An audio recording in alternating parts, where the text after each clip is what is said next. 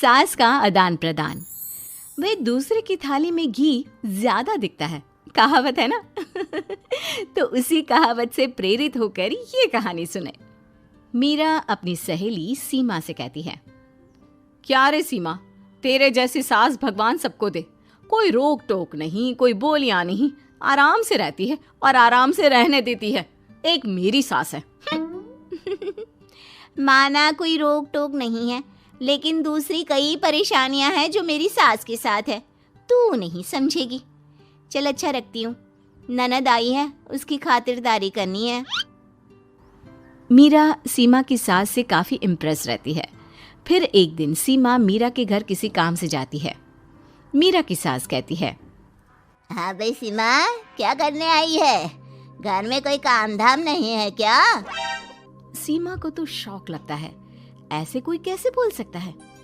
Aunty, मैं कौन सा कुछ लेने आई हूँ, देने ही तो आई हूँ। ये अचार बनाया था। तभी मीरा आ जाती है। अरे तू अचार लाई है? तेरी सास ने कुछ कहा नहीं? यहाँ मेरे घर पर तो सामान सड़ जाए, लेकिन मेरी सास मजाल है किसी को चवन्नी भी देने दे। अरे क्यों ना बचाऊं चवन्नी, मेरे बेटे की मेहनत की कमाई है। तेरे भरोसे रहूं तो सब लुटा दे। अब ले ले अचार उससे और दफा कर।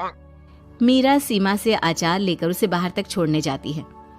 अरे यार, तेरी सास तो बहुत अच्छी है।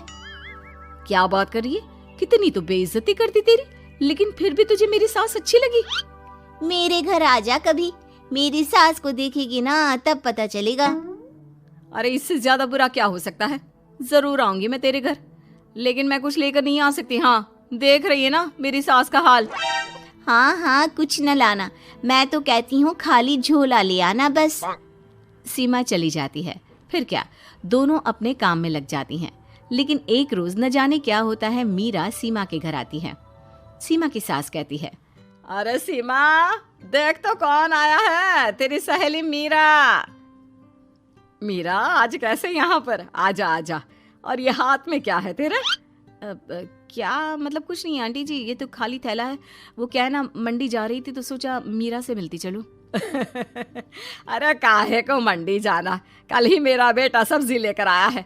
अरे मीरा, जरा सीमा का ये थैला तो भर दे। मीरा घबरा जाती है। अरे नहीं नहीं माँ जी, बिल्कुल नहीं, मैं कुछ नहीं ले सकती। हम लोग ना अलग सब्जियां खाते हैं। खैर, मीरा सब्जी तो नहीं लेती, लेकिन सीमा की सास तो न जाने क्यों कद्रदान हुई रहती है। अरे मीरा, जरा चिकन मटन बना ले, तेरी सहेली आई है। मैं फोन कर देती हूँ, वो दे जाएगा। और सुन, मिर्च जरा तेज कर देना। लेकिन मीरा तीखा नहीं खाती है माँ जी। अरे खाना चाहिए, अब सीसी करेगी ना तो नाक का सारा कचरा भी निकल जाएगा। हाय रे, कितनी अच्छी है तुम्हारी सास। हाँ, तभी आसपास के सारे यहाँ खड़े हो जाते हैं सुबह से ही। अभी 2 मिनट रुक ना, खुद पता चल जाएगा। तभी पड़ोसन आती है। अरे बहन जी, चाय का वक्त हो गया, सोचा चली आऊं आपके घर। अरे क्यों नहीं क्यों नहीं, वो क्या है ना, बहू की सहेली आई है तो चिकन बन रहा है, वो भी लेती जाना। मैं जरा ज्यादा ऑर्डर कर देती हूँ। और हाँ बहू, पकोड़े भी तल ले चाय के साथ। जा जा मीरा बेटी, सीमा की मदद कर दे जरा। मीरा सीमा के पास किचन में जाती है, जहाँ सीमा सास को कोस रही होती है। घर में कितनी मुश्किल से सब्जी और राशन आता है, लेकिन ये नहीं समझेंगी। अरे पिछले महीने भी 2 बार राशन लाना पड़ा था, लेकिन ये है कि सच्ची यार, फिर भी तू लकी है, तेरी सास कम से कम मेरी सास की तरह तो नहीं है। मीरा कुछ देर रहकर वहां से चली जाती है।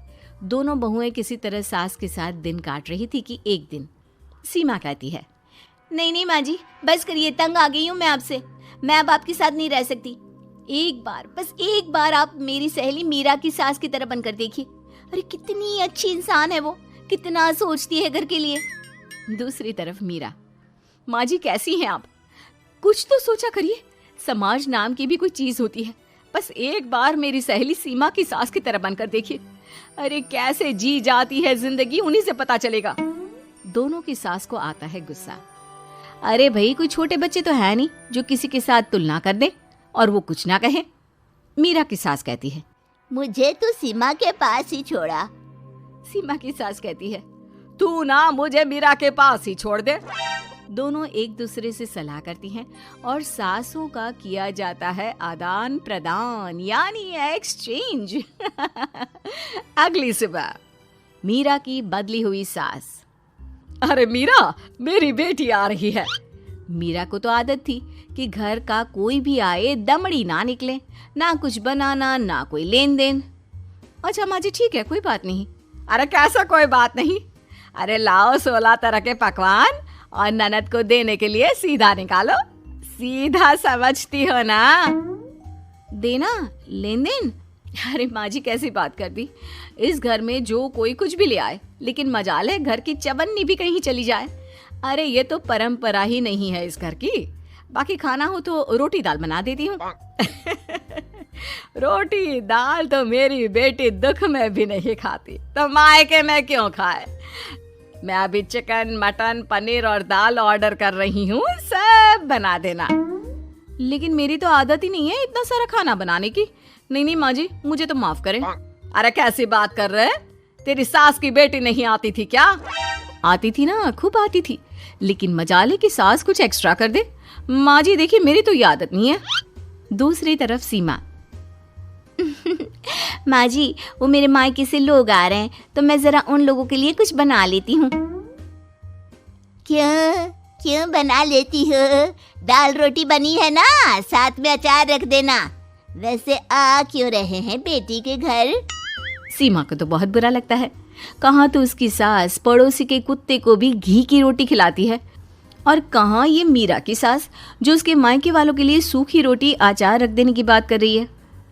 वो मेरी भाभी आई है ना, नई नई, तो शादी के बाद भाई पहली बार आ रहा है। हाँ तो उन लोगों को बोल दो, हमारे घर का रिवाज है सास के लिए 10 साड़ी हार और सजावट का सामान लेकर ही आना, समझे? सास तो बोली जा रही थी, लेकिन सीमा को कुछ समझ में नहीं आ रहा था कि वो क्या करे। सीमा का पति।